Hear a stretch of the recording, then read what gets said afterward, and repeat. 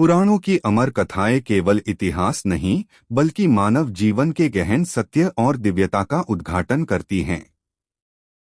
आज हम आपको सुनाने जा रहे हैं ब्रह्म पुराण का एक अद्भुत अध्याय, इलातीर्थ के आविर्भाव की कथा। यह कथा हमें ले चलती है हिमालय की अलौकिक गुफाओं में, जहां एक महान राजा का जीवन अप्रत्याशित रूप से बदल जाता है। जहां तप, त्याग और श्राप मिलकर भाग्य की रचना करते हैं। जहां स्त्री और पुरुष के स्वरूप से परे आत्मा की यात्रा हमें गहन सत्य का बोध कराती है।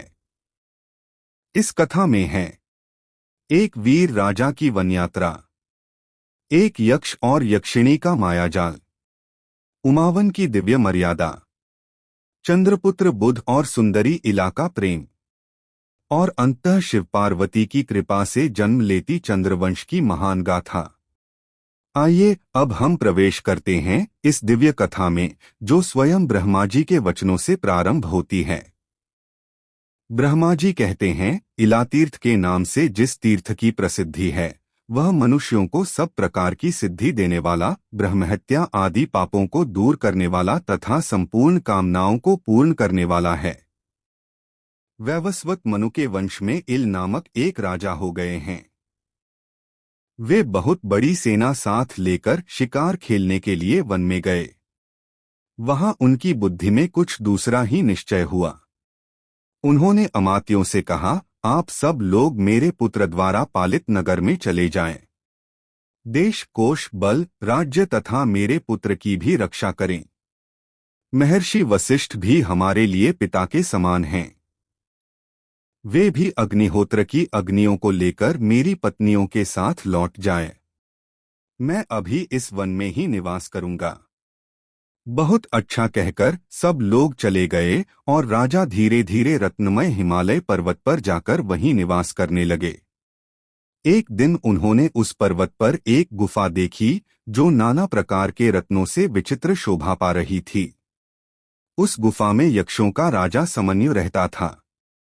उसके साथ उसकी पतिव्रता पत्नी समा भी रहा करती थी। उस समय वह यक्ष मृगरूप धारण करके अपनी पत्नी के साथ विचर रहा था।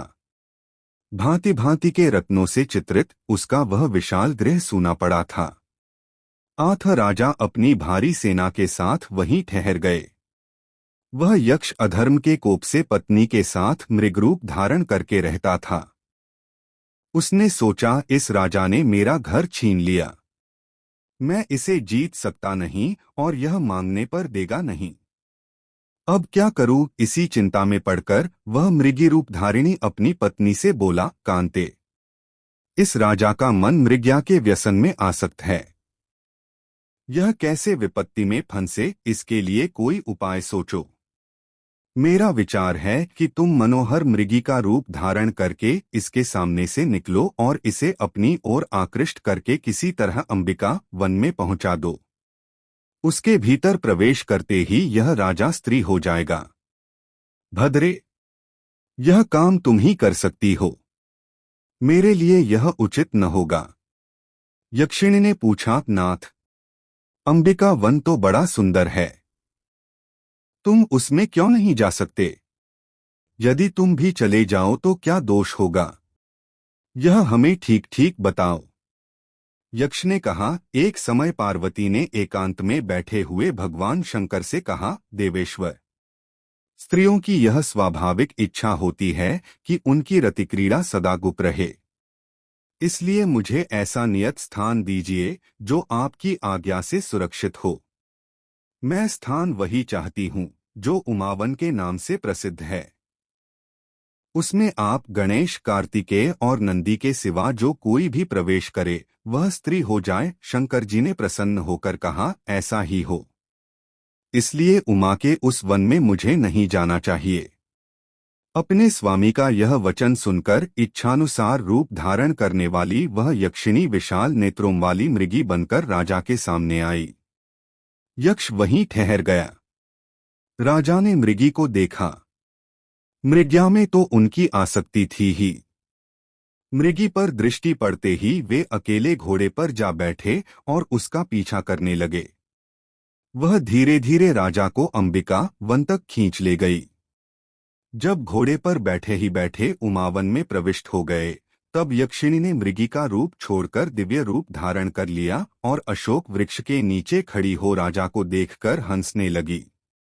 पति की कही हुई बातों को याद करके वह राजा से बोली, सुंदरी इला, तुम अकेली अबला घोड़े पर चढ़कर पुरुष के वेश में कहाँ जाती हो, किसके पास जाओगी? उसके मुख से इला शब्द सुनकर राजा क्रोध से मूर्छित हो उठे और यक्षिणी को डांटकर मृगी का पता पूछने लगे।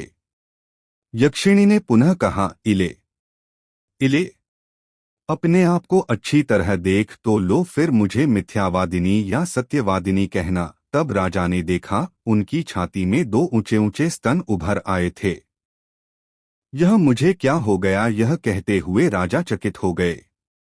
उन्होंने यक्षिणी से पूछा, सुवर्ते, यह मुझे क्या हो गया, इस बात को आप ठीक ठीक जानती हैं।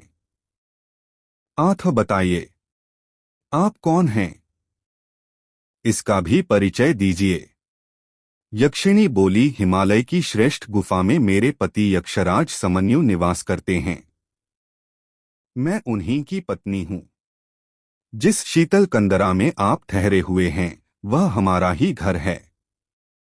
मैं ही मृगी बनकर आपको यहाँ तक ले आई हूँ। यह उमावन है। यहाँ के लिए पूर्व काल में महादेव जी यह वर दे चुके हैं कि जो पुरुष इसमें प्रवेश करेगा वह स्त्री हो जाएगा। आथा, आप भी स्त्री हो गए, इससे आपको दुखी नहीं होना चाहिए। कोई कितना ही प्रौढ़ क्यों न हो, भवितव्यता को कोई नहीं जानता। इस प्रकार इला को आश्वासन दे वह सुंदरी यक्षिणी अंतर्धान हो गई। उसने पति से सारा हाल कह सुनाया। यक्ष भी यह सुनकर बहुत प्रसन्न हुआ। इधर इला गाती और नृत्य करती हुई उमावन में ही रहने लगी। वह कर्म की गति का स्मरण करती हुई स्त्री स्वभाव के अनुसार ही चेष्टा करती थी। एक दिन जब इला नृत्य कर रही थी, बुध ने उसे देखा। वे अपने पिता को नमस्कार करने के लिए जा रहे थे। इला पर दृष्टि पड़ते ही उन्होंने यात्रा स्थगित कर दी और उसके पास आकर कहा, देवी, तू स्वर्ग में रहकर मेरी प्रिया भार्या हो जा। इला ने भक्तिपूर्वक बुध की आज्ञा का अभिनंदन करके उसे स्वीकार कर लिया। बुध अपने उत्तम स्थान पर ले जाकर इला के साथ प्रेमपूर्वक विहार करने लगे। उसने भी सब प्रकार की सेवाओं से पति को संतुष्ट किया। इस प्रकार बहुत समय व्यतीत हो जाने पर बुध ने प्रसन्न हो अपनी प्रिया से कहा, कल्याणी, मैं तुझे क्या दूं? तेरे मन में जो प्रिय वस्तु हो उसे मांग ले। इला सहसा बोल उठी, पुत्र दीजिए। बुध ने कहा, यह मेरा वीर्य प्रेम से प्रकट हुआ है। आठ, तेरे गर्भ से विश्वविख्यात क्षत्रिय पुत्र उत्पन्न होगा। उससे चंद्रवंश की वृद्धि होगी। वह तेज में सूर्य, बुद्धि में बृहस्पति, क्षमा में पृथ्वी, युद्ध संबंधी पराक्रम में भगवान विष्णु तथा क्रोध में अग्नि के समान होगा। अमोघ तथा समय आने पर महात्मा बुध का पुत्र उत्पन्न हुआ। उस समय देवलोक में सब ओर जय जयकार का शब्द गूंज उठा। उसके जन्मोत्सव में सभी प्रधान प्रधान देवता आए। मैं भी बड़ी प्रसन्नता के साथ उसमें सम्मिलित हुआ। वह बालक जन्म लेते ही उच्च स्वर से रोया था। आठ, वहां एकत्रित हुए देवताओं तथा ऋषियों ने एक दूसरे से कहा, इस बालक ने पुरु अत्यंत उच्च स्वर से रव शब्द किया है। आठ, इसका नाम पुरूरवा होना चाहिए। सबने संतुष्ट होकर यही नाम रखा। तदंतर बुध ने अपने पुत्र को क्षत्रियोचित विद्या पढ़ाई और प्रयोग सहित धनुर्वेद का ज्ञान कराया। पुरूरवा शुक्ल पक्ष के चंद्रमा की भांति शीघ्र ही बढ़कर बड़ा हो गया। उसने अपनी माता को दुहखी देख विनीत भाव से नमस्कार करके कहा, माताजी, बुध मेरे पिता और आपके प्रियतम पति हैं। मुझ जैसा कर्मठ पुरुष आपका पुत्र है। फिर आपके मन में चिंता किस बात की है? इला बोली, बेटा, ठीक कहते हो। बुध मेरे स्वामी हैं और तुम मेरे गुणाकर पुत्र हो। आठ, मुझे पति और पुत्र के लिए कभी चिंता नहीं होती। तथापि मेरे मन में पहले का ही कुछ दुख है। जिसका बारंबार स्मरण हो आने से मैं चिंता में डूब जाती हूँ।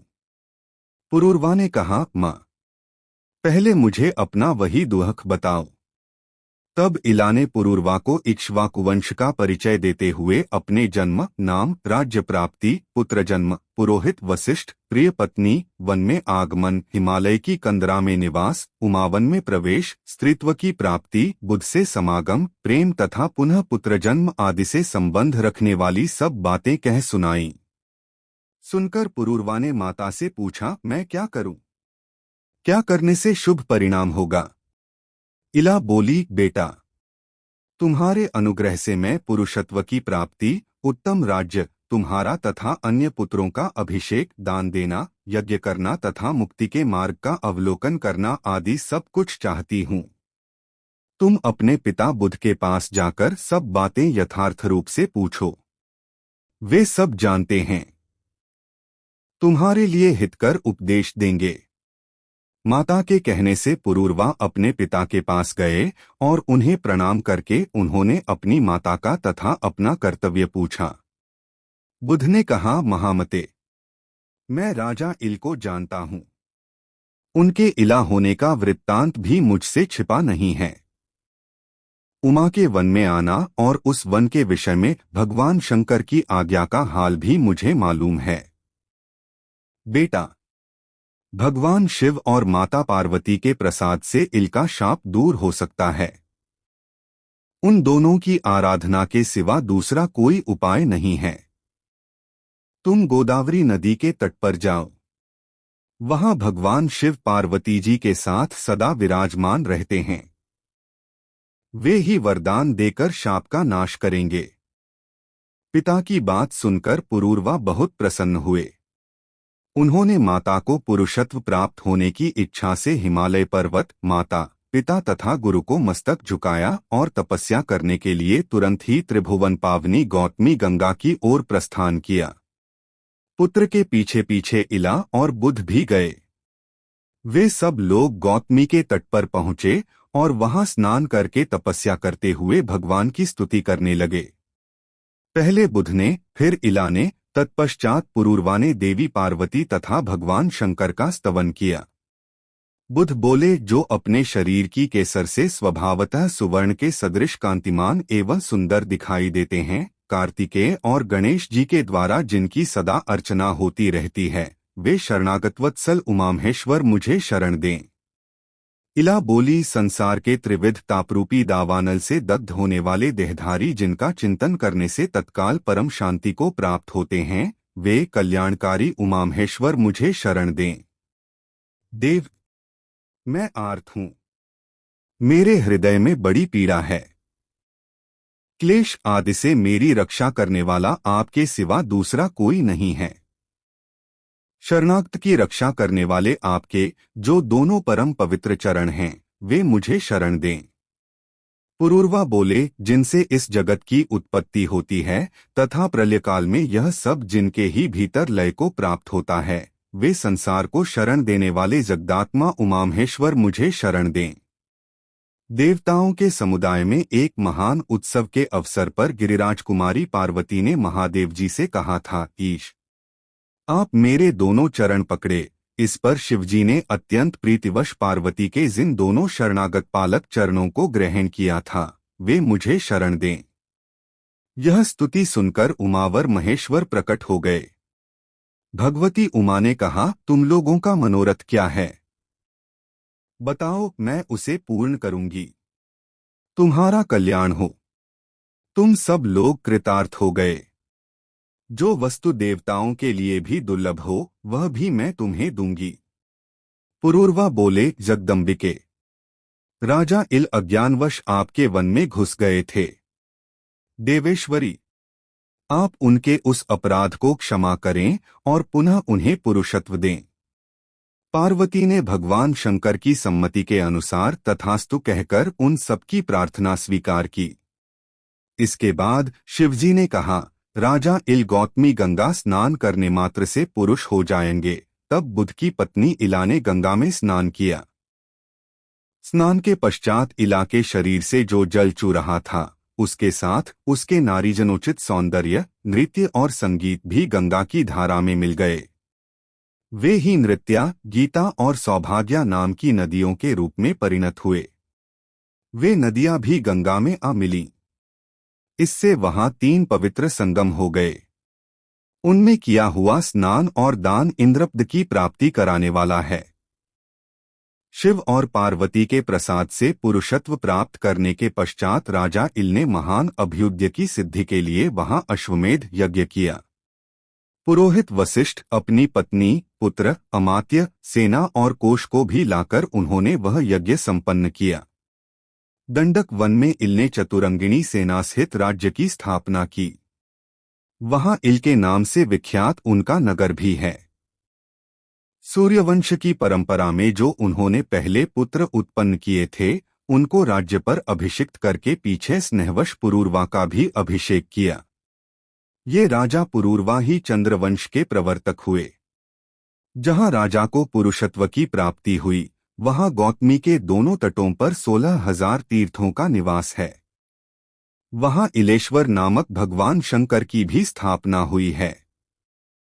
उन तीर्थों में स्नान और दान करने से संपूर्ण यज्ञों का फल प्राप्त होता है।